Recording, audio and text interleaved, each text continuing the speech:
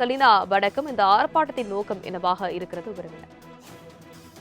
விவசாயிகளை தொடர்ந்து வஞ்சிக்கக்கூடிய தமிழக வெற்றி கழக அரசை கண்டித்து திமுக ஆகஸ்ட் 3ஆம் தேதி காலை 10 மணி அளவில் தஞ்சாவூரில் கண்டன ஆர்ப்பாட்டம் நடைபெறும் என்று திமுக தலைவர் மு.க.ஸ்டாலின் தற்பொழுது அறிக்கை வெளியிட்டிருக்கிறார். குறிப்பாக வேதனை தரக்கூடிய தாவேக ஆட்சியில் விவசாயிகள் படும் துன்பமே அதற்கு சாட்சி எனவும் என் நாட்டின் முதுகெலும்பாக விளங்கக்கூடிய விவசாயிகளின் வீதியில் போராடிவிட்டு வேடிக்கை பார்த்து கொண்டிருக்கிறார் முதலமைச்சர் எனவும், கடன் தள்ளுபடியில் ஏமாற்றம், தேர்தலுக்கு முன்பு 5 ஏக்கருக்கு குறைவாக இருக்கக்கூடிய நிலங்களில் வைத்திருக்கக்கூடிய விவசாயிகள் கூட்டுறவு வங்கியில் வழங்கியுள்ள பயிர்க்கடன்கள் முற்றிலுமாக தள்ளுபடி செய்யப்படும் என்று கூறியிருந்த நிலையில் 5 ஏக்கருக்கு மேல் இருக்கக்கூடிய நிலம் வைத்திருக்கக்கூடிய விவசாயிகளை கூட்டுறவு வங்கிகளில் வாங்கியிருக்கக்கூடிய பயிர்க்கடனில் 50,000 ரூபாய் மட்டுமே தள்ளுபடி செய்யப்படும் என்று அறிவித்திருப்பதாகவும், தேர்தலுக்கு பின்பு குறிப்பாக 50,000 ரூபாய் மட்டுமே முழுமையாக கடன் தள்ளுபடி என்ற வெற்று அறிவிப்பை வெளியிட்டு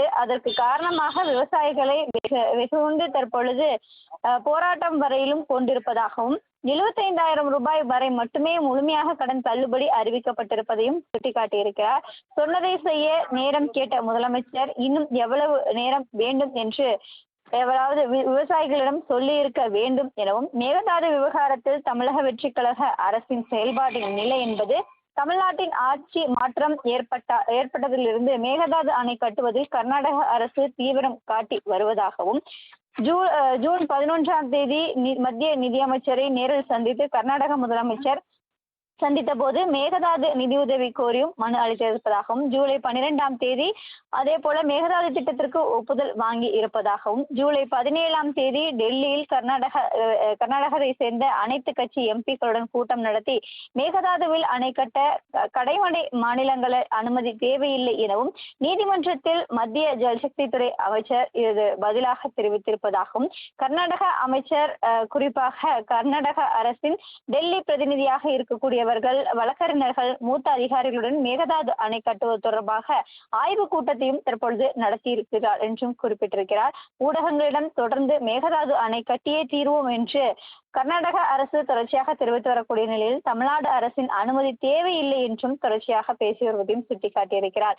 இதற்கிடையில் தான் தமிழ்நாடு முதலமைச்சர் கர்நாடகம் சென்று பேச்சுவார்த்தை நடத்தியுள்ளார் எனவும், அதே போல வேளாண் துறை அமைச்சர் சொன்னதாக குறிப்பிட்டிருந்தார். இந்த நிலையில் இன்னும் சிலர் இதற்கு இல்லை என்றும் மறுத்திருப்பதாகவும் சுட்டிக்காட்டியிருக்கிறார். தொடர்ச்சியாக மேகதாது விவகாரம், அதே போல விவசாயிகளுக்கு தள்ளுபடி செய்வதாக கூறிய கடன் தள்ளுபடி உள்ளிட்டவை எதுவுமே செய்யாத நிலையில்தான் தற்பொழுது திமுக இதற்கான போராட்டத்தை அறிவித்திருப்பதாக சுட்டிக்காட்டி இருக்கிறார்.